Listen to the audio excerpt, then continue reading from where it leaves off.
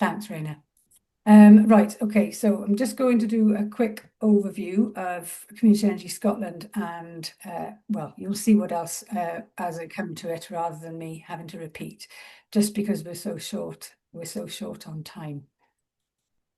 So I will share my screen. Right, okay, so yeah, the whole recording and all the slides that are going to be shown to you today will be sent up in the follow-up email, just so you know. I will just quickly give, for anybody who's not already familiar with Community Energy Scotland and a couple of our relevant projects that are relevant to today, I'll quickly go over those and just have a very, very quick look at some energy-specific style of place-based community plans. So, Community Energy Scotland, as many of you will know, member-led independent organisation. We've been around for over 20 years, helping to develop and deliver community energy projects. We are specialists in community engagement and experts in the practical support of community energy.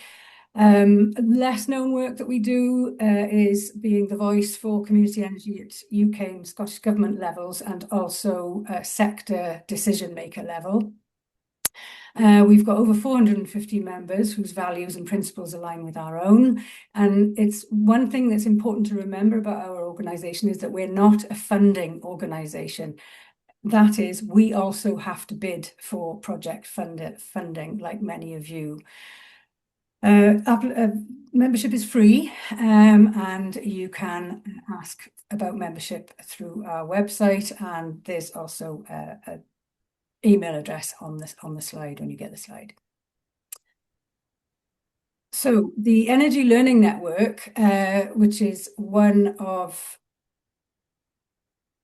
sorry, beg your pardon, I'm getting pop-ups coming up. Energy Learning Network, which is one of Community Energy Scotland's current programmes and the host of this webinar today, or one of the hosts of this webinar today, is a UK-wide partnership funded by the National Lottery and includes Community Energy England and Community Energy Wales. And it supports communities wanting to develop and grow their community energy activity. The main aim is to help increase community capacity for community energy activity by developing resources and enabling networking and collaboration. There have been a number of impacts of ELN, as it's called for short, to date, including the peer-to-peer mentoring programme across the UK, shared ownership peer learning network that came out of one of the webinars we delivered back last year, recently launched technical helpline, and you can contact me or Dara, my colleague who's also here today, at the ELN in Community Energy Scotland with the email that's on that slide, and you'll find it on our website as well. Sorry to be rushing through this. Community Energy Launchpad is it's a Scottish national support project that we are involved in as an organisation along with DTAS and Local Energy Scotland. The project offers one-to-one support for first steps into community energy and shared ownership. So for anybody never been involved with community energy before, ultimately it prepares groups to bid for CARES funding, which is the funding, renewable energy funding offered by Local Energy Scotland. They also run a mentorship programme plus workshops on practical guidance for early stage project development. And there's a contact email for them as well. I'm just briefly going to look at what local energy plans are. This really is in a nutshell. Essentially, these are plans that are led by local communities, and they record existing energy needs, i.e. heat, power supply, transport. They would identify community aspirations and priorities for current and future action. They're localised plans, but they can link in with wider plans on regional levels. They're usually led by a steering group made up from people from the local community, and ideally that would include a council representative to enable the plan's integration into existing strategic plans in the area. They will often bring in professional support for community consultation and to produce the final report. The plan provides evidence directly from the community and is a good opportunity for wider stakeholder collaboration. The final report contains data that does support community energy funding bids as part of the changes that the community have indicated that they want. And the final slide is just to show you in a nutshell again, which this will be looked at in a little bit more detail later on. Local area energy plans. These are led by the local authorities with a wide collaboration, including local communities. They are evidence-based and they identify costed action plans, costed action within the area. The plans are integrated with other formal regional plans, and that's as standard.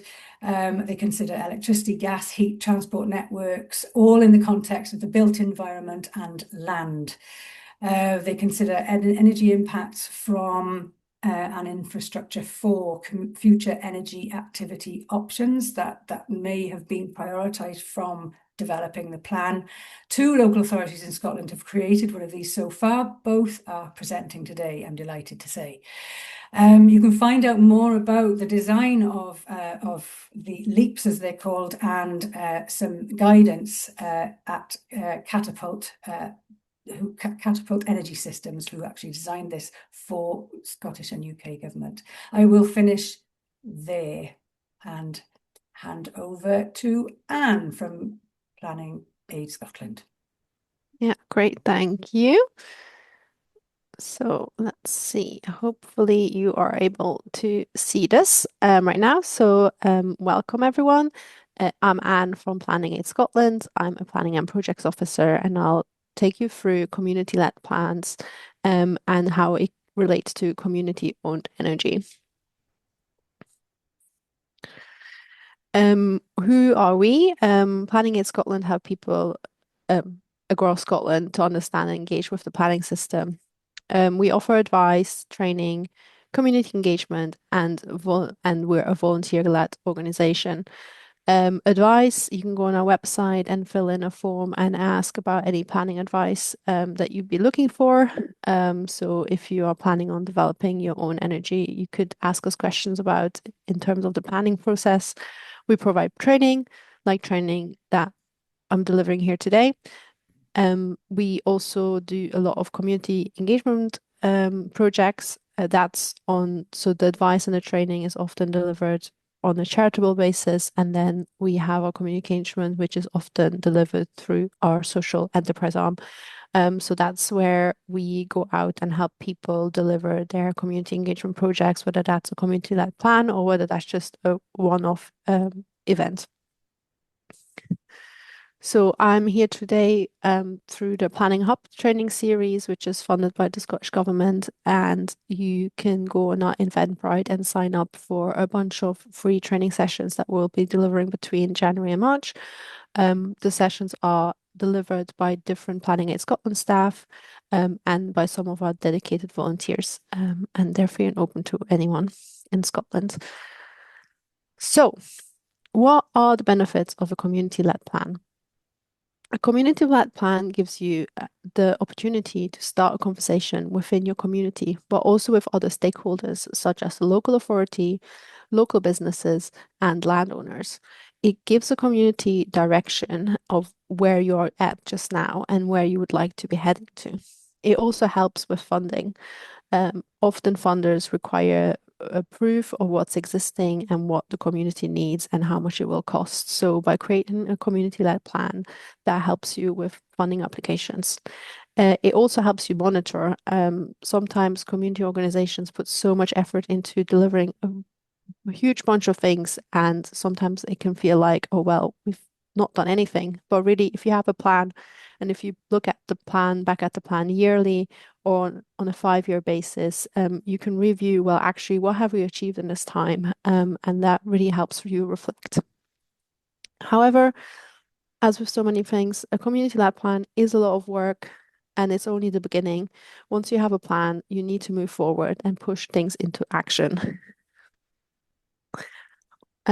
Plans. Yeah, there's there's a whole bunch of plans out there, and it can become very, very confusing. Um, I've kind of split this up on the slide in the kind of council-wide plans that the council often um, has to deliver or can deliver, and then also the options of how those plans often translate on a smaller community level.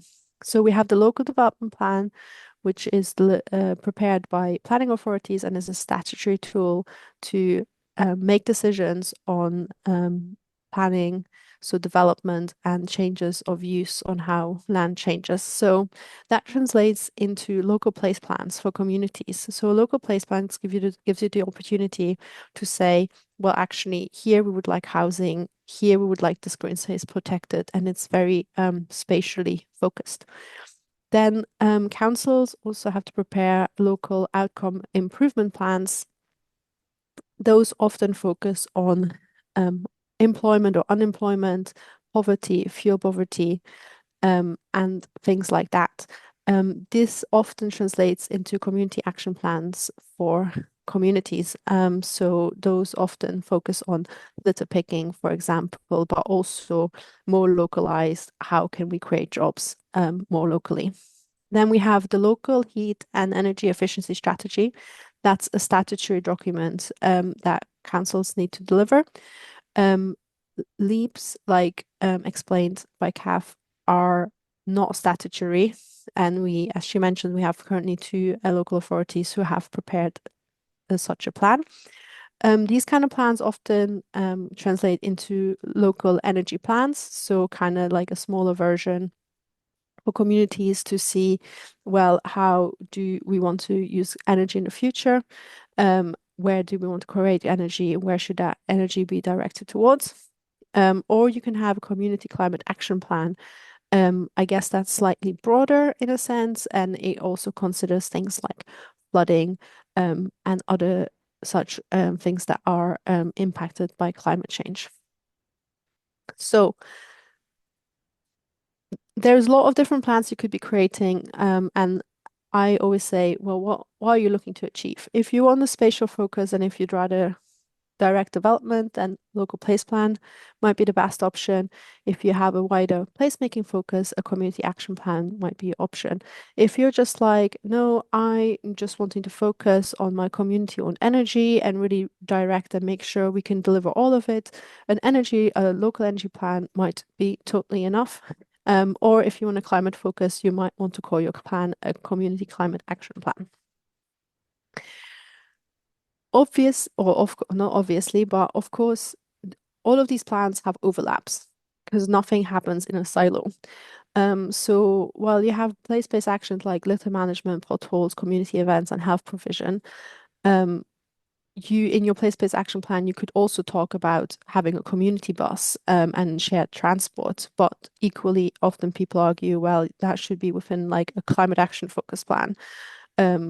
Similarly to new paths and community resilience and talking about biodiversity, green spaces, and waterways. But there's nothing to say that you can't incorporate those together. Similarly, you could talk about energy and delivering energy in a community action plan. You don't necessarily need to just write a local energy plan. So energy focus, I think Kat did a better explanation of that, but focuses more on energy systems, power and heating in your location, fuel poverty, improving the energy efficiency of your buildings, and also looking at transport, electric vehicles, their charging points, and other sustainable transport. So the first three community-led plans have little influence on development and planning policy. So if you really want to focus on development and the use of land, local place plans are probably the way forward. And that's kind of what Planning Aid Scotland has been focusing on more recently. However, for community-led plans, there's no validation requirements. You can focus on more specific goals, and you can get a wider stakeholders around the table. That's not to mean that you should also get wider stakeholders around the table for a local place plan, but often because they're more spatially focused, it can sometimes feel more difficult. And a local place plan is often more policy focused, whereas in the name community action plan, the action is often more in focus. So just to delve into local place plans in a bit more detail, that's all about where do you support development, where do you not support development, where do you want to have nature conservation, whether you want to bring back derelict buildings, but also where do you want to deliver your community-led energy. If you have a site and you want to put down solar panels, that's really where a local place plan comes in really helpfully, because you can really delineate of like, this is the plot we would like to use, or these are the houses where we want to put down solar panels. And that kind of directs decision making when it comes to planning applications. Local place plans have also received a statutory right for communities to prepare local place plans. So they have, in a legislative sense, they have a lot more power. A local development plan is also to take into account local place plans, and that means that when you as a community send in a representation on a planning application, you can reference your local place plan, and that means your local place plan becomes material consideration. And in an ideal world, a developer should also consider the content. So if you decide, well, actually, we can't really deliver our own community energy, but we would be happy for a private developer to deliver some solar panels in and around our site, in and around our village, subject to us benefiting somehow, we would consider that as well. So that's something that you could put into your local place plan. However, because the local place plan has stronger legislative backing, it has validation requirements. You need to be a community body with a written constitution. You need to have a defined boundary of where your policies apply to. You need to have a 28-day consultation period, and you also need to have regard to the local development plan. So you have to explain why your local place plan is going in line with the local development plan, or why you may have policies that are not really aligning with that local development plan. There is the option always to have one big plan. It can be done. It can take a lot longer. I'm referencing this Garnock Valley plan because it was published fairly recently. It's been using the place principle approach, which just the approach is all about actually, not working in silos and being more all-encompassing. This plan is a local improvement plan. It's also local place plan, and it is also a community action plan. Now, this was mainly possible because it was supported by the council, and there was also a consultant who's been working on this. But this plan, because it's so wide-ranging, touches on things like green jobs, home energy improvements, and it does mention community-led energy, although the plan doesn't specify in this case where that energy should be really located. Preparing a plan. So the following slides were actually very much designed for local place plans, but as I was going over them, I actually realized, well, a lot of them can be applied to just plan making generally. So after you decide whatever plan you would like to take forward, as Kath mentioned, a steering group is very important. Usually 3 to 5 people, where possible, is a good number. You can include just members from the local community group that are existing, but you could also reach out to other stakeholder groups, for example, landowners and businesses, but also other members of the public. Some members just have a really good skill and they might not be wanting to be part of the community council, but they might offer their skill in terms of mapping, for example. And in some cases, community groups also invite someone who's like from the village next door to kind of be this independent voice, and who maybe have a person who's not as personally involved in things to sometimes make a decision. But whatever you do, you need to make sure it feels right for you and your community, and there is no one size fits all. Be strategic. You do need to project plan. You need to decide what will happen when. You also need to have a publicity plan. How will people find out? What steps are you going to undertake to make sure as many people know about this as possible? Have an engagement strategy. What people do you want to reach? Do you already have a list of people that you think will be harder to reach? And what will you do to kind of get them to be involved as well? And make sure you meet any requirements. If you get funding, there's often requirements attached to it, but also if you do a local place plan, there are those legislative requirements that you need to meet. It is a winding road to get a community-led plan done.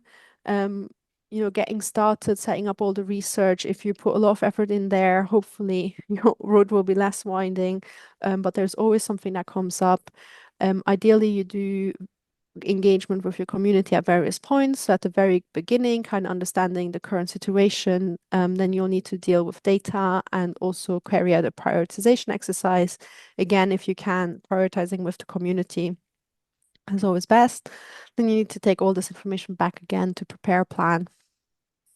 And then also do again pre-submissions checks and make sure that everything that's required in terms of legally or in terms of funding has been done properly.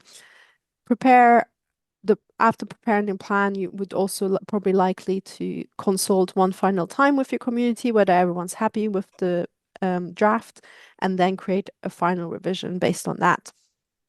And then, of course, you might want to submit in the case of local place plan, we would have to submit your local place plan to the local authority. But even then, it's always good, I think, if you create a plan to let the local authority know and also to publicize it, publication, and making sure people hear about the new plan is very important. That's how you can get developers, businesses, and landowners on board to help you deliver your aspirations. And that's me. Thank you very much. You can always contact me on anne@pas.org.uk if you have any questions, and you'll also be welcome to ask any questions at the very end of today's session.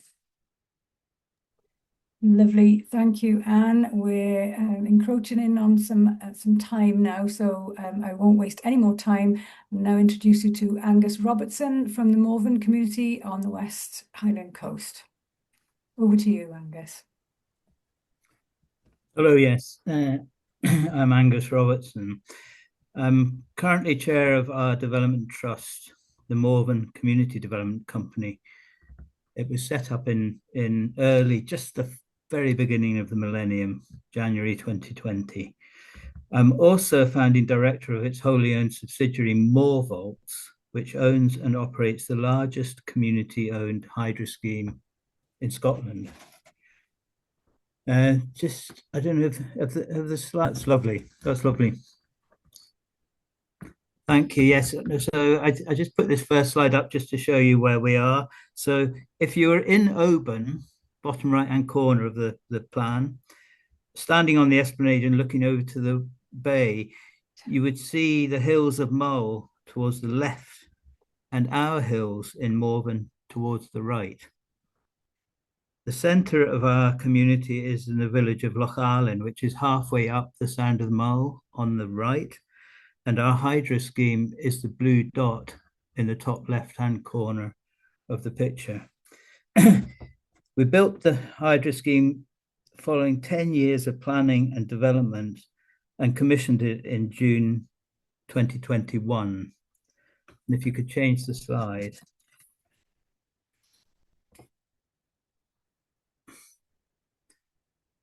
At the same time, we were fortunate to secure funding. All right, we've missed a slide, sorry. Yeah, good. Secure funding for 3 new single-person affordable to let homes, as well as this brand new community hub. The upstairs is currently occupied by offices, a meeting room space, and our community's charitable recycling shop. Downstairs, we have a kitchen and community-run cafe, which we support financially to remain open in the winter months for social benefit and well-being.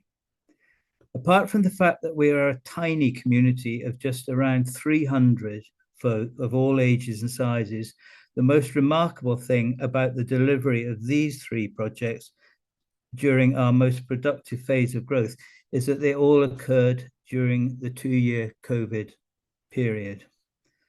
Seemed to be the most productive time we ever had. In 2020, we also started to work on a new community action plan, which became known to us as Live Life Morven. If you could change the slide.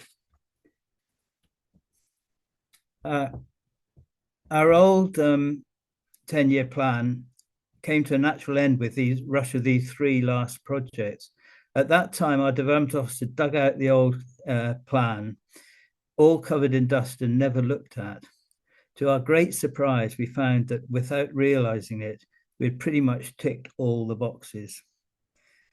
Because of our growth and keenly anticipated potential earnings from the hydro, we realized that we needed a new plan, and we hoped and swore that we would look at it more regularly than the last one.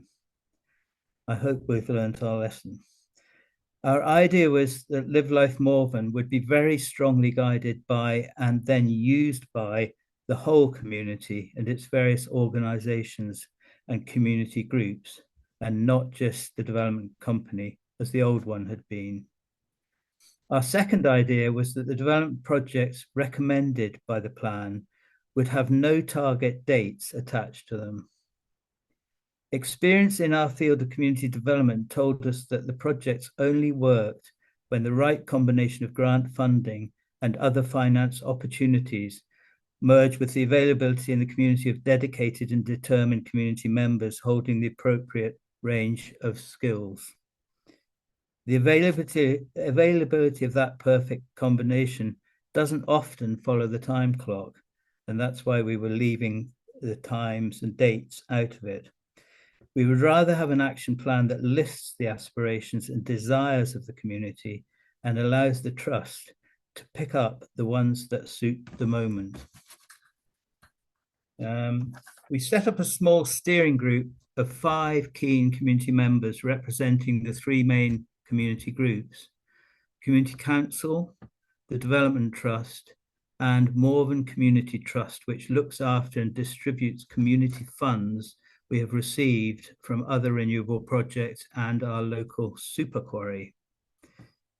One of the best early decisions the steering group made was to contract Planning Aid Scotland. PAS worked to deliver the project with the whole community and particularly with the aid of our own part-time project officer, plus the children and youth members of specific projects through the scheme. All these extras were funded by the modest sums left to us from the remains of our project budget. The initial phase involved lots of discussion. Because of COVID, this was firstly all by Zoom, and then small group sessions out for a walk, followed at last by masked meetings. We worked hard to produce a series of visions and aspirations. The end product of Live Life Morven is a range of priorities and potential development projects grouped into 6 broad action areas: housing, economy and employment, transport and digital, energy, heritage land and sea, and community life and resources.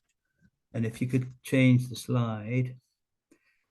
We then had an exercise in selecting the projects in order of merit and then roughly prioritizing them. As arbiters over the community disagreements, the steering group really had a hard time cut out in that stage. But the respect that the document now carries within our community demonstrates their success and that of PAS. So thank you to them. There is a list of the top 12 priorities on the screen now. You may not be able to read the detail, but conveniently to me, the number 1 was the one I want to talk about now, and was our community energy-based options. This was largely came number 1 because of the massive concern of our community about global warming, but it also recognized the potential community benefits from such developments. Since then, with the hydro that we're just learning about then and now know quite a bit about, we have found the opportunities and benefits from the development have been enormous and have changed our lives.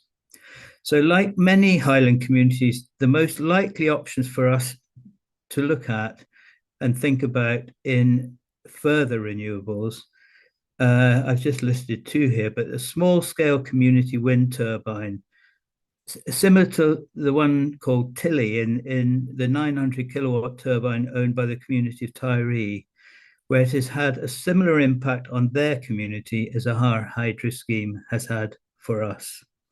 We would probably link this to a possible solar array and battery storage, allowing us to effectively sell the electricity around our community, to local industry, and to our Calmac ferry to Mull.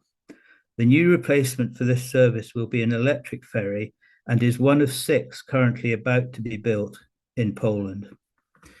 The second project I want to talk about particularly is a large, as large a stake as we can get in any large-scale wind development that happens in Morven. This is the one I want to really finish my talk on today. Some people like wind turbines, and some think they are the worst nightmare. But we believe there is one nightmare that would be worse, and that is to have a large wind farm imposed into your community's landscape, but to receive little or no benefit from it. All the people we speak to recommend the importance of planning and preparation to be best placed to engage with any developer for the best deal we can get. And if you went on to the next slide, thank you.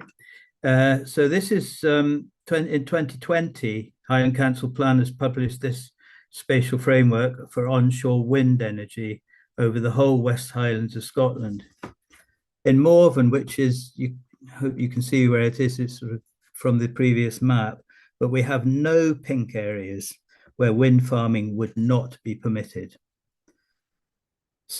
We have significant yellow areas where the wind farm development might be permitted, but the majority of our land is in the blue shaded areas, indicating a high potential for planning approval. This area of blue is probably, in terms of a percentage of the whole area, Morven has probably got a bigger area of blue than almost anywhere in the West Highlands. And I particularly looked at the Skye one, which has got similar kind of blue areas, but it's quite significant to us that there are currently no windmills in Morven, but this map, as well as current local gossip, strongly suggests that there may well be soon. We need to be ready. MCDC and Morholtz are currently working on a strategy to be best prepared for all of this, and particularly with a mind to securing the best chance of any commercial wind development benefiting our community. This is bound to involve a good deal of planning, so I'm delighted to be here at today's Community Energy Scotland webinar with the opportunity to make contacts, share our thoughts and plans with you, and hope to learn from your experiences and expertise in return. And with that, I'll say thank you and end. Thank you, Angus. Thank you very much. Now, without any further hesitation, I'll hand you over to Kelly Clapperton from Forth Environment Link. Thank you, Kelly. Hi there, thank you. I'm just going to share my own slides. I only have 2, you'll be pleased to hear. So hopefully that'll work out quite well. Okay.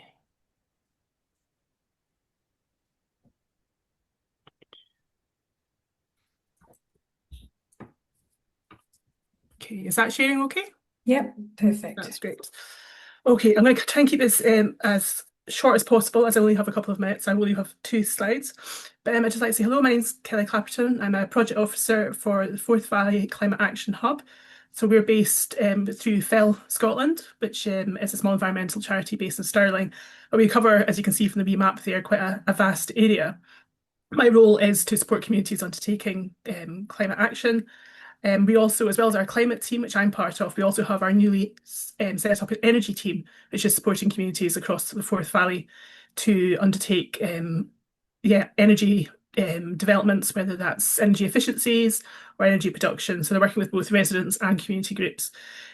Together, we're looking at local police plans and helping the support of their delivery across the Forth Valley through environmental and energy and anything else relating to climate. As well as working for Forth Environmental Link, as it used to be, as was. I also am a freelance police plan coordinator, generally working with communities in the Loch Lomond and Trossachs National Park. So today I'm just going to talk very briefly on a couple of practical consultation tips that I've learned through my experiences over the last few years working with rural communities in the national park. So like I said, it's going to be very short. So we have sort of 3 areas that I kind of thought might be of interest, or little tips that I found very useful over my time. So the first one is priming the pump, which I think Anne kind of alluded to. But again, this is about raising awareness of the local police plan in advance of starting the process and raising its importance, and doing this sort of 2 to 4 weeks before starting, which I found is very, very useful to getting your community engaged. So this can be done through flyers, popping them through people's doors, posters and notice boards, but also adverts, notices, local papers and social media, and even holding community information meetings, which I've done in a couple of communities, basically giving a presentation of what local police plans are, their importance, why people should take part in them, and what the process actually is. My sort of second tip is looking about making sure your consultation is accessible and inclusive, so providing a variety of ways and places and times to access a consultation to maximise engagement across your community. So whether you have online surveys, which would be great for people who maybe don't want to stick their head above the parapet, feel uncomfortable going to in-person meetings, or people can engage anonymously in their own time. In-person events and activities are great for getting as many people to discuss things as possible. So having drop-ins, community meetings, or climate cafe style gatherings. You can also piggy off pre-planned events and activities in your community, as well as providing physical surveys in local shops or community hubs to make sure that those who maybe don't have online access or can't physically get to in-person events have an opportunity to be engaged.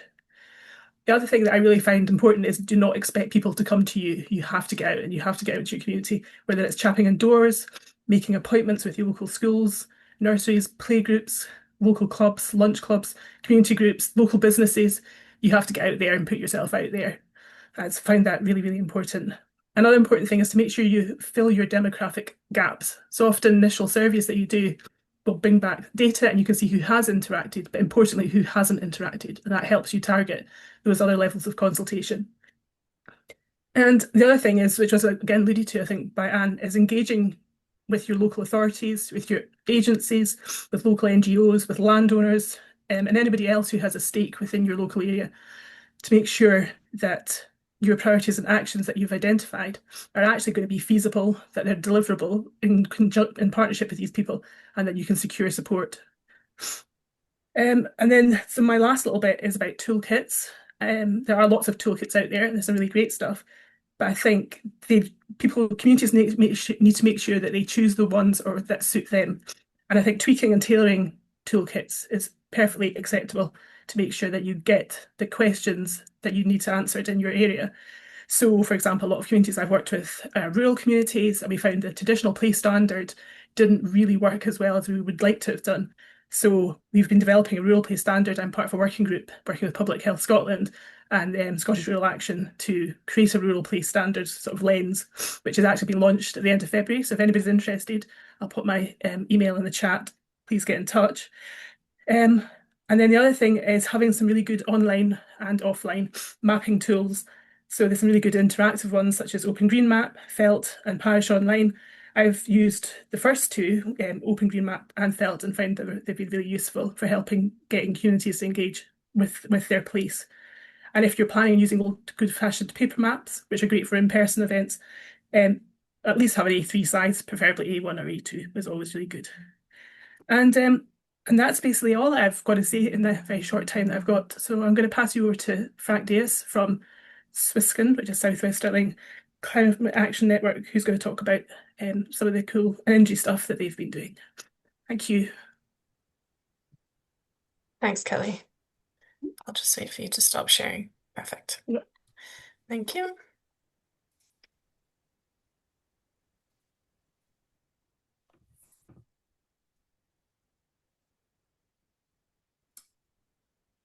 Can everyone see that okay? Yeah.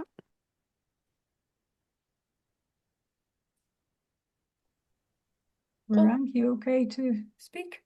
Over to you. Hi, I'm Frank Dees. I'm the chair of the South West Australian Climate Action Network. Thank you, Rena, for getting the slides up. Normally, we have bragging rights on how beautiful our area is, but I suspect Angus from Morven could probably show me some similar, equally wonderful views up there. So I'll move swiftly on to the next slide. Thanks, Rena. But that gives you a sense of where we are in our geography. We're a Climate Action Network. We want to build support across different communities, South West Stirling, sharing knowledge and ideas, promoting mutual initiatives, collaborating on things like active travel or energy and retrofit, where it makes sense for resources to be at a regional rather than a village level. But we want to always remember the importance of village communities. So a lot of the actions that are to happen at a village level or a community development trust level, but then we build up a network and exchange viewpoints. We're also keen to advocate for our communities and to work with other advocacy organisations like Community Energy Scotland to raise awareness of some of the challenges to make our case to local authorities, to government, about what changes are required and what we have to do. It was really interesting to hear Anne talk about the different styles of plan. We suddenly found ourselves in a planning loop that Stirling Council, where we are, is looking at doing a local development plan. Therefore, there's an opportunity to do local place plans. And next slide, please, Rena. So if you look at our area, we take in 6 community councils: Kippen, Baclivey, Drimmen, Balfron, Killern and Stripling. So I did a lot of traveling around on the first part of this year, engaging with those community councils and with the Community Development Trust in those areas, and getting their agreement that they become members of SWS CAN, and that in parallel with them submitting their own local place plans that cover very much the traditional local place plan areas of where do we want development, what's happening on our roads and so on, that in terms of climate action, they would be happy if I took the results of their consultations and consolidated them into a climate action network plan that was a local place plan for our area. We managed to do that because we had some excellent support from Stirling Voluntary Enterprise in our early days and ensured our constitution not only got approved by SCEO, but let us meet the requirements of Section 19 of the Community Empowerment Act to be a community body and to submit a local place plan. Those of you who've been down that local place plan route will know one of the slightly weird things is you have to, as part of your 28-day consultation, engage with all the surrounding community councils and make sure they're aware of what you're doing.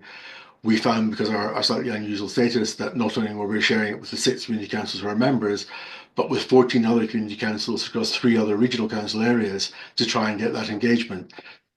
But I didn't hear much back other than 3 other community councils said, can we take part too? So there is definitely an appetite and an energy and an enthusiasm out there. Next slide, please, Rena. We honed in and came up with 5 different proposals within our local place plan. And again, as Anne's outlined, local place plans are about spatial, their place.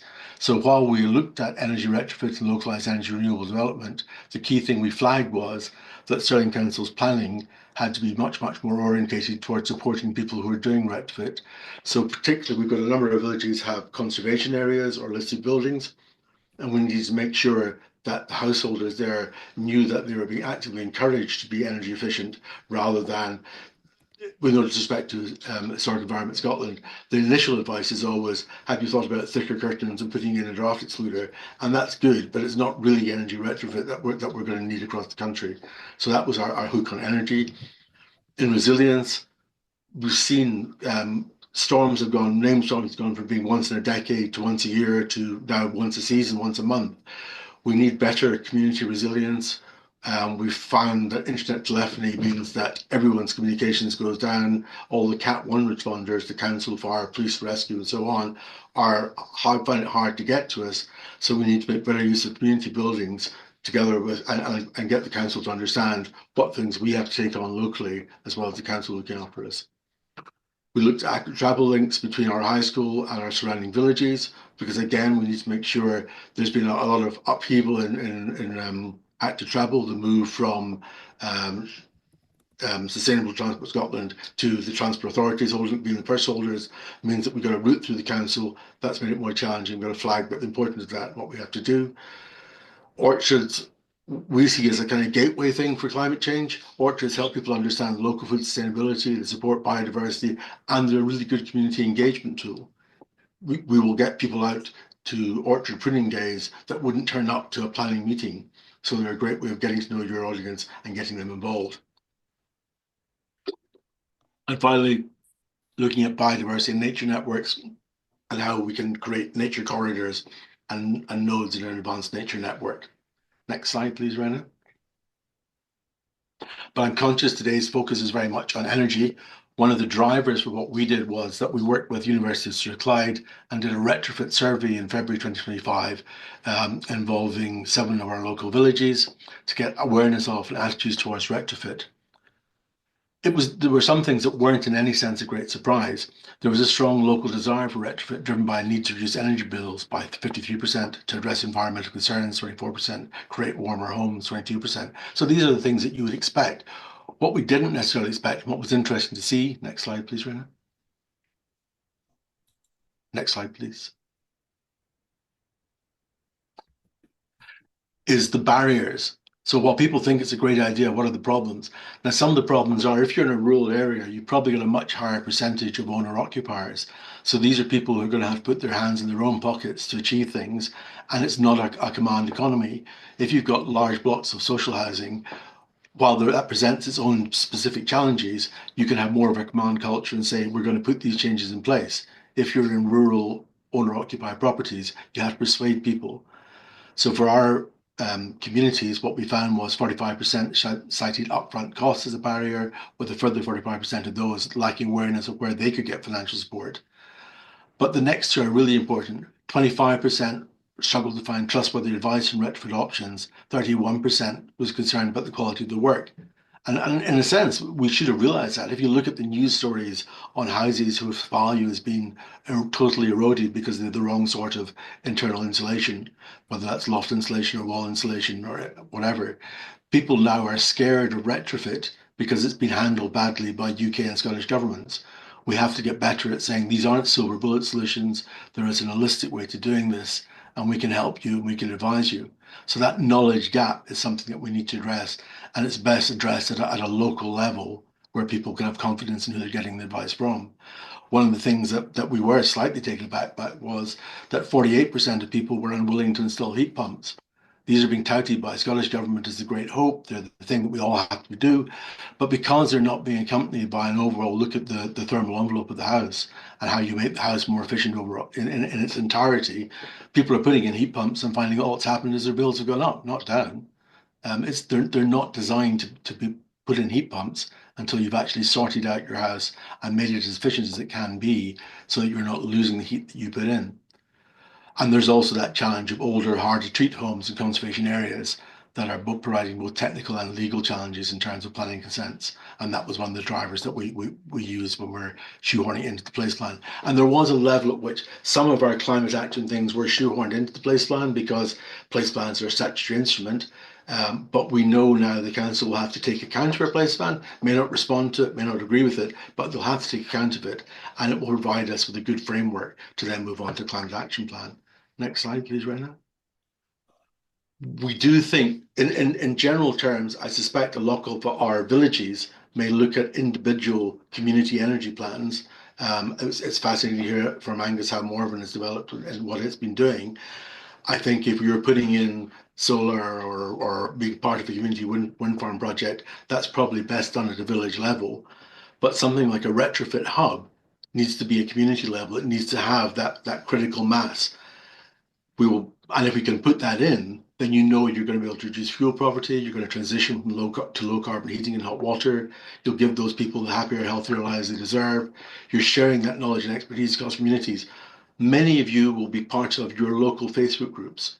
And you'll go on each evening and you'll see that someone's saying, anyone got a recommendation for a guy who can fix the exhaust in my car, or a good plumber or a good electrician? And it's that crowdsourced thing of, well, here's the guy you should go to. He did a really good job for me. Will give people the confidence to use local suppliers. if you're using local suppliers, you can manage the cost, better cost solutions with a more effective quality control. Not some form of audit quality control, but just people not wanting to wreck the reputation. So if you get local workmen, they'll want to do a good job because they know that's what they're going to live by in the future. And if you use local suppliers, you keep the money in the community, you encourage those local suppliers to take on local apprentices, and you end up with a community wealth building project. So while retrofit could be a real challenge, it could also be a real opportunity for rural communities if we can come together and make it sorted out. Next slide, please, Rena. Next slide, please. Thanks. So I'm going through this at pace because I'm trying to help catch up on the time. But there are other things, however much we do and however much Community Energy Scotland does, and however much any of us do in our communities, there's a whole range of things that we need to equally lobby and get organisations like Community Energy Scotland to lobby with Scottish Government and with UK Government. First of all, the EPC is not fit for purpose for a reliable retrofit survey. It's an interesting starting point, but it's not a suitable document. And we need to help people understand that. We need to help people understand that in the long term, a proper retrofit assessment will be slightly more complicated, may cost slightly more, but it will get them on the right path to getting an energy efficient home. We need to an enactment of legislation setting out targets and timeframes. The fact that Westminster and Holyrood governments are rolling back on commitments to low carbon and commitments to climate change makes it more and more uncertain for people, and people are much less likely to spend money on their own house if they think that at any stage the rules are going to change and they'll be back at square one again. Part of that is also working with financial providers to ensure that their financial instruments, that it will allow you to pass on the costs that you've incurred as part of selling on your house. There's no point in a 15-year payback on energy retrofit and transition to low carbon if in fact the average house tenure is only 7 or 8 years. So we need financial instruments that allow it to happen. They can exist, they exist in other countries, we just need them in the UK. We need to decouple the gas and electricity prices so that communities can benefit from genuine lower cost renewable sources, and we need to allow community generated electricity to be sold directly to members of that community. I'd be really interested, maybe offline, to find out from Angus how that's worked in Morven. If they're generating that hydro, are they able to sell that hydro to their own people at a below market price? Because after all, it's not incurring transmission charges, it should be able to do it. Personally, I passionately believe that we need localized microgrids in rural communities. I don't believe we can all switch to EV vehicles and to ground source heat pumps and air source heat pumps with a grid that just can't cope with that because it's already reaching capacity. So we need localized microgrids furthering that transition to net zero and enabling far greater resilience and sustainability. Whistle stop tour. I'll stick my details in and people can pick up with me. But thank you very much for the opportunity to share some of the things we've been doing. Thanks. Thank you, Frank. And I appreciate you trying to catch up on some time. These are really interesting presentations. Thank you, everybody. And we'll now move on to Scott, who will talk to us a little bit about what's been going on in Cumbria. Over to you, Scott. Thank you, Kath, and indeed to everyone at Community Energy Scotland and the Energy Learning Network for inviting myself and the others to speak today. I'm going to be kind of rattling through a lot of information here. I apologise for that, just in the interest of time. Raina will be trying to keep up with the slides on that note. Next slide, please, Raina. So we work as part of Carbon Neutral Cumbria. That's the kind of brand name, if you like. We are part of the Carbon Neutral Islands project, which is a Scottish Government commitment programme for commitment to support islands to be carbon neutral by 2040. Little bit about myself. You can find me on LinkedIn. I will try and avoid going off on a tangent about thermal imaging, as I saw there was a couple of questions there, and we'll stick to the bit about the plans. But a lot of what's been discussed there is the kind of background that I have since taking on this role in January 23. Next slide, please. For those that don't know where Cumbria is, we are a small island on the west coast, just about an hour from Glasgow, sitting within North Ayrshire Council's area. Population of 1275, that can swell to about 5,000 on any sunny Saturday during the summer. We are only 8 minutes by ferry from Largs, so very accessible. We have only one town and it has a very large conservation area as part of that, with hospitality and care being the key sectors. Next slide. In terms of the energy context, we were listed as having the highest risk of fuel poverty in North Ayrshire as part of the LHES set up by North Ayrshire Council. We have an annual electricity consumption 3 times higher per capita than the Scottish and Ayrshire average. And in fact, when you compare us to other islands, we're still quite high, mainly because the vast majority of our properties have electric heating. Up to 40% of households have an element of fuel poverty, with as many as 1 in 4 in a state of extreme fuel poverty. And we're actually waiting for updated figures on that in the near future. 72% of homes are E, F and G. Most deprived housing, if you look at the name escapes me off the top of my head at the moment, forgive me. And the grid is constrained to 2.6 with an average peak of 1.5. So where energy use is quite consistent throughout the year, mainly because of the type of buildings and the population. It is indeed the SIMD map. Thank you very much for that. Next slide, please, Rina. We started our process with the Carbon Neutral Islands project with carbon audits and baselines. Community Energy Scotland played a big part of that. We were looking along across various sectors, including blue carbon, the sort of marine sector, agriculture, waste, etc. LULUCF, for those that don't know or are not aware, is land use change and forestry. Next slide, please. We split this down into bite-sized chunks, really, and looking at all the individual emission profiles for each sector. This is just a kind of overview of what we started to see from the energy and transport sector, working with Community Energy Scotland, and a sort of breakdown of the housing types, heating types, that kind of thing. All these reports are available on cni.scot website, so if you would like to have a look at them in more detail, if you're maybe struggling to sleep one night, then highly recommend it as a good source of reading. Next slide, please. Why does it matter? It gave us that clear emissions baseline. It's unfair to say it's factual because it's open to a lot of interpretation depending on the data you have available and how you're looking at it and interpreting it. However, creating that baseline that we could all agree on was the best guess, if you like, gave us something to move from. As somebody who's spent his entire career in data-driven decisions are always the good starting point for me.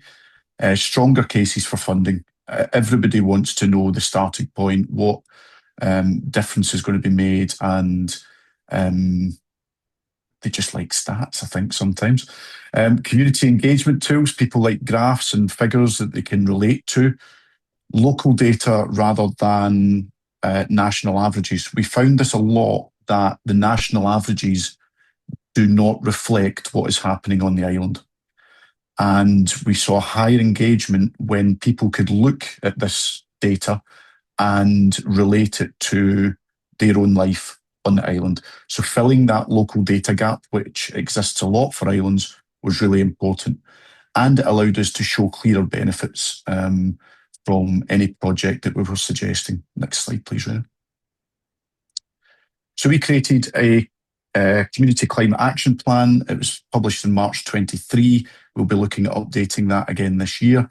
The community engagement around this was huge. We'd never really undertaken that kind of level of action plan before.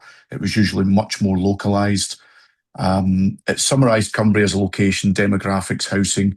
A lot of this was to try and establish an agreed data set around that, because lots of different plans had lots of different figures, even for something as simple as population. We had an overview of the carbon audit process and findings, identified local communities, which we'll speak about just shortly, defined the initial actions, and again, you can scan the QR code there, or you will find it on the cni.scot website. Next slide, please, Lena.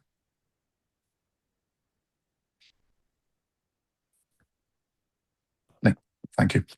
So the community priorities, naively, when I started in this job, being that it is called the Carbon Neutral Islands Project, I thought that we would be talking lots about carbon footprints and decarbonisation, and very quickly found out that nobody really treated that as a priority. In hindsight, that should have been quite obvious, but it wasn't at the time. The priorities were lower energy bills, warmer homes, lower fuel poverty. These were the things that people cared about. And when we started to shape the work that we were doing around these priorities, we found that the engagement from the local community was far better. And in fact, we still treat that as the driving force behind everything that we do, is addressing local priorities, and decarbonisation comes as a consequence of that. Next slide, please. Separately to the action plan, the Community Council were doing the local place plan, and we deliberately separated what we were doing from the Carbon Neutral Islands project from this, mainly because if it was kept separate, it would allow us to validate the work that was being done separately between the two. And very pleased to say that the results from the local place plan, nearly 2 years later, actually echo a lot of what was in the Community Climate Action Plan. The method of the gathering this information came from a lot of surveys, door-to-door, drop-in events. And one of the lessons that we learned, we did a lot of free text type question and answer sort of things where people could tell us their thoughts on a vast array of things. And often a lot of the responses weren't relevant to what we were doing. So when we controlled that a lot better by suggesting priorities and then getting them ranked and things like that, that was a lot more useful for the help for shaping these plans rather than just giving free rein across the entire board. These slides will go out and you'll be able to see and read these in more detail, and the plans available via the Community Council website and the QR code there. Next slide, please.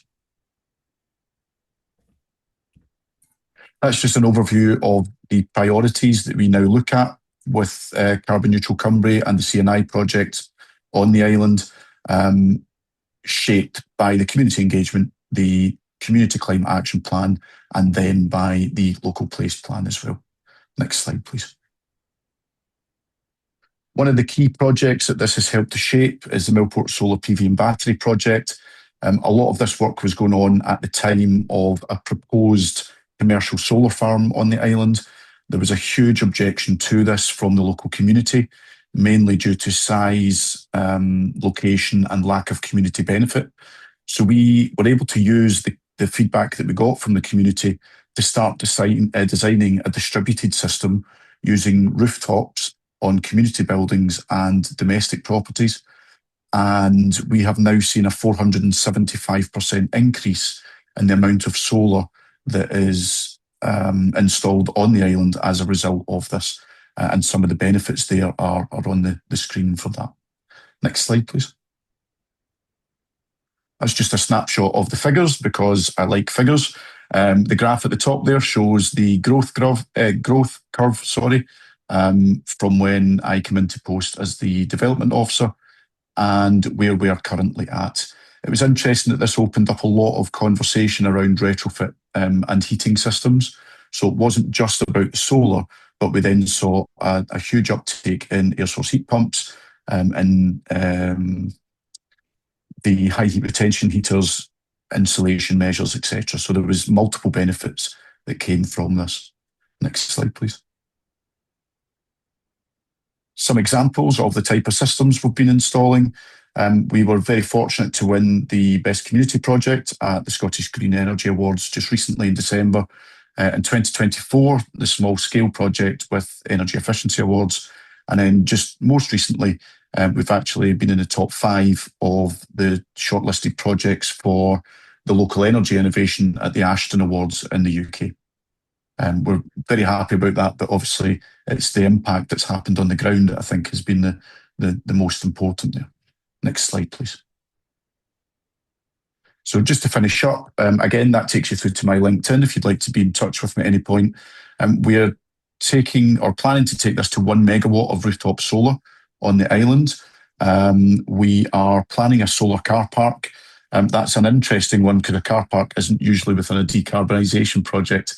But when you combine it with the solar, EV charging, etc., it actually crosses off quite a lot of the priorities that we saw from the community, not just from CNI, but from other areas as well. And finally, we're looking at a decentralised heat network within the conservation area. And one point I'd just like to finish with is that the innovation here isn't in the technology. Everything that we've done is readily available and accessible from pretty much every installer. It's the local resource that we've been afforded through the CNI project, the time, the trust, and the ability to navigate different plans and different funding that has allowed us to meet the priorities of the local community, with decarbonisation being the consequence of that and not the actual pitch. And thank you very much, and happy to answer any questions later on. Thank you, Scott. That's great. We're now eating into discussion time. So please, if you have to go at 4 o'clock, because I think we will go over, please make sure you've got questions in the chat and leave an email, and then we can make sure we can link those questions up to somebody who can answer them for you.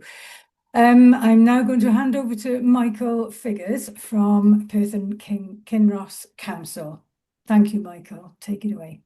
Yep, hi there. I'll try and trim this down a bit. On the first one, please, if you can go back to it. Thank you. Today I'm going to tell you about the plans that Perth and Kinross Council, PKC, are developing to support community groups in the Perth and Kinross area. PKC will be working with local partners such as Community Energy Scotland to support community groups develop and deliver their own community energy projects. Last year, Perth and Kinross Council secured funding as part of the Scalable Cities project, which was a European Commission initiative. Following on from that project and working with partners, Perth and Kinross Council will be launching its Community Energy Support website in the spring of this year, with the aim of raising awareness and to give a call out to community groups to prepare for the new funding streams, new tools and new support that will be coming later in 2026. Our partners for the Scalable Cities project were SSEN, our local DNO, distribution network operator, the organisation that manages and maintains the local energy grid. Any energy project that requires a grid connection will need to speak to their local DNO. The earlier, the better. Community Energy Scotland, who supports Scottish communities with expert advice to develop and manage renewable energy projects, and Catch, a hard-working community group in Kinross that are developing a community heat network project in Kinross. Next slide, please. Now, there's already been reference to LEES and LEAP by previous speakers, so I will just skip over that one and go to the next slide, please. Perth and Kinross carbon reduction is being taken seriously by PKC, and to go further, we want to support community groups to consider and potentially deploy their own energy projects that can help them reduce their own carbon emissions and, importantly, their own energy costs. We will do this by providing a questionnaire template, which will be available on the new website in the spring, that community groups can use to focus their ambitions, formulate their plans, and work out their path to progress their community energy projects.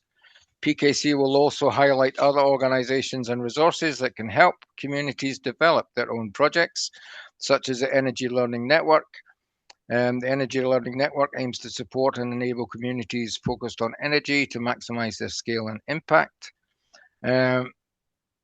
Helping new or existing community groups develop new or existing energy products that can help decarbonise the grid, create resilience, reduce energy bills, and create meaningful benefits for local people.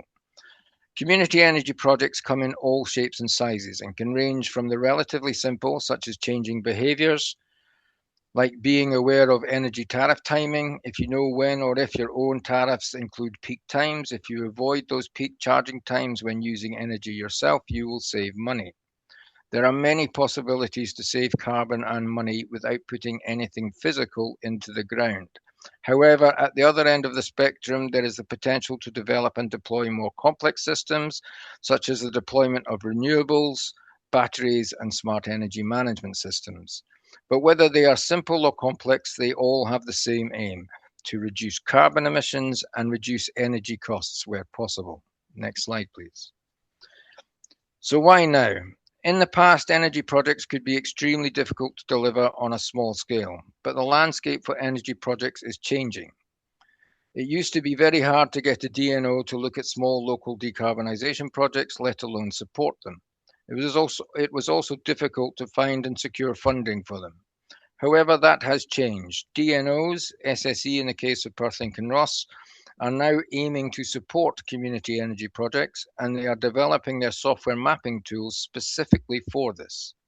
We also have a very large investment by the UK and Scottish Government in GB Energy of approximately 8.3 billion, of which approximately 3.3 billion is earmarked for the Local Power Plan Initiative, which is looking to roll out small and medium scale renewable energy projects to develop up to 8 gigawatts of cheaper, cleaner power to support a more decentralized and resilient energy system with more local generation and ownership.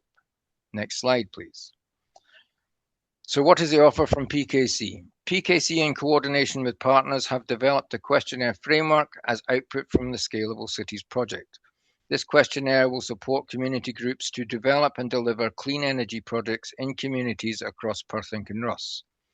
PKC will record all community energy projects in the Perthink and Ross area, and we and partners will provide information, guidance and advice on what communities will need to make funding bids, the kind of information required and the essential things you will need to consider while developing a community energy project. We will also provide help so community groups can navigate project development and delivery. Next slide, please. Developing energy projects can be complex and difficult. Through this project, we want to support community groups develop their own. We want to create a community of community groups that can learn from and inspire each other, while providing best practice and advice on how to go about it. We want low carbon projects of any description, as long as they have two primary aims: reducing carbon emissions and reducing energy costs where possible.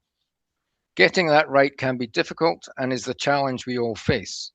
But you will not be alone, as PKC, Community Energy Scotland and the Energy Learning Network and many others are here to help. Today is a call to prepare for 2026 and beyond for those interested in developing community energy projects, because the stars have aligned in ways that have rarely been seen before. There is new funding coming through new institutions such as GB Energy. There is support from local and national governments and support in the form of new mapping tools being developed by a local energy provider, SSE. And this is true in other DNOs as well. All combining to make 2026 and beyond to be the best time ever to start thinking about and potentially planning community energy projects. PKC wants to support those with the imagination, determination and resilience to develop their own community energy projects in this coming revolution in funding and support for community energy in the UK. Thank you. That's great. Thank you very much, Michael. And thank you, Raina, for sharing the slides. What we're going to do, because we're so running out on time so much now, really can you stop sharing your screen now, please? Thank you. We will, as we've got a recording for Dundee City Council for contribution to this webinar, that recording will be sent along with the recording of this session, just because we've really impinged on a lot of time during the session now. So shortly, we will have a look at some of the questions that have come up, and obviously anybody who's got some questions that they want to ask before we finish, please have them ready in your head. We'll keep a lookout for hands up. Are we ready to have a chat? We have got 8 minutes, and I've just remembered something that I needed to mention before anybody starts leaving the room. There's an online event on this evening hosted by the Community Energy Launchpad, who I mentioned earlier on, and it's planning and funding community building renewable energy projects based in Angus. So if anybody, and they will welcome anybody from outside that region, but if there's anyone here in particular in Angus, then obviously that could be very, very relevant to you. You will find the details on our Eventbrite page, on Community Energy Scotland's Eventbrite page. And Raina, maybe you could share the link to that in the chat in case anyone is interested to sign for tonight. Thank you. Right, okay, now we did have a lot of questions about thermal cameras. And I think I'm right in saying that they've been answered. Now, if you still have outstanding queries on that, we're not going to cover them in this discussion. But please get in touch with me and I will make sure those questions get put through to the right people and you can link up and start having those conversations and support. Raina, I haven't been able to keep a close eye on the chat. Have we got anything there for discussion with regards to plans? And while you're having a look, does anybody have any questions they would like to put out right now, please? In terms of planning, processes, identifying priorities, any area of that whole planning activity. Met with a wall of silence. We've got one question about the rooftop solar. Just with regards to that, is there any information available on installation to community buildings and liabilities? So who pays what and how the benefits are shared, and what would be the potential return on investments and timescales? I don't know if. Okay, well, as we don't have specific planning questions that people are itching to get answered, then yeah, absolutely, we can throw that out to the floor. I don't know, maybe Scott? I don't want to pick on you, but would you be happy to? As somebody that's obsessed with solar, I thought that was going to come my way. Yeah, so we've done a fair amount of work with community buildings. I know Tom Skinner's on the call as well, and he's my equivalent on Isla. They've also done the same. Making sure that you speak to the local authority is probably one of the key points that I would raise, because they come under different rules from domestic. So building warrants and things like that can all come into play depending on the areas. So that's one thing to make sure gets covered straight away. In terms of paybacks and things, they tend to fit very neatly with the same as the domestic properties, provided that the building is well used. So you could be looking at anywhere between sort of 9 to 11 years payback. But there are still quite a lot of funds available for community buildings. So CARES is the obvious one. And I believe they pay up to 80%. Kath, please correct me if I'm wrong there. I think it's 80% of the funding for renewable projects for buildings like that. So that's a good way of reducing some of that liability there financially, and helping the payback on that. I don't know, Tom, if you've got any more that you would add to that from your experience. I cannot stress enough. Do not consider that just because one local authority doesn't require you to have planning permission or building warrants especially, that the local authority you're in won't. Because although it is a national piece of legislation, we're finding that different councils are interpreting those rules differently. And we have been caught out badly on that. So as Scott said, I can't stress it enough. Talk to your planning departments and talk to your building control people before you actually walk down this road, because you can get caught out. You really can. Thank you both. Thanks. Raina, have you got any other questions in the chat? No. Okay. Well, I guess we could talk about thermal imaging then. I just didn't want it to dominate. Oh, sorry, Tom, go ahead. I did put a question in the chat, and it was more for Michael, because you're working with SSEN on your project. One of the folk that has been sent to me by CES, actually, who's having all sorts of issues with his solar project. The biggest problem that he's got is what they're being charged for a grid connection. And it is a huge, huge problem for quite a lot of people. He's got a 4 megawatt solar farm that he's trying to put in. They want to charge him 3.8 million for a grid connection for it. And I didn't know if you had any discussions with SSEN on that particular subject. Not directly, but I'm aware that a lot of, certainly the grid in the Perth and Kinross area is constrained, and there is large amounts expected for a grid connection, especially large grid connections, and also potential delays. And one of the things that SSEN has been doing is developing its own software tool, something called Lensa, which is to help plan ahead. So if you can plan ahead using their graphical tools, they can plan ahead for the network reinforcements that will be required to accommodate. And PKC is working closely with SSE for that kind of thing, but they've also opened themselves up to making not Lensa directly, but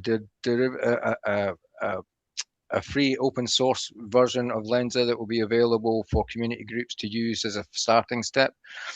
So the more information that the local DNO can get about energy projects that are in the pipeline, the better the energy infrastructure will be to accommodate them. Because you're right, there is a big issue now on constraints and the timescales of getting a grid connection.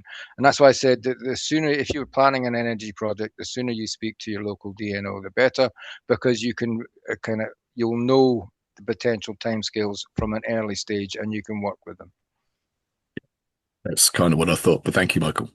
Okay. That's great. Thank you. Thank you both.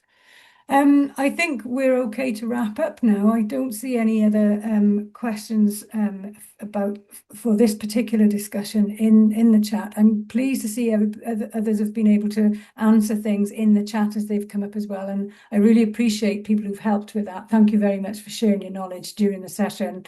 Once again, thank you to everyone for coming. A special thanks to our speakers today, and look out for a further webinar happening in February, another one in March, dates and details to be confirmed. You keep an eye on our Eventbrite page and you will see things coming up also on our homepage on our website. Many thanks to everybody once again, and we'll see you hopefully very soon. We'll follow this all up with an email to you all. Thank you.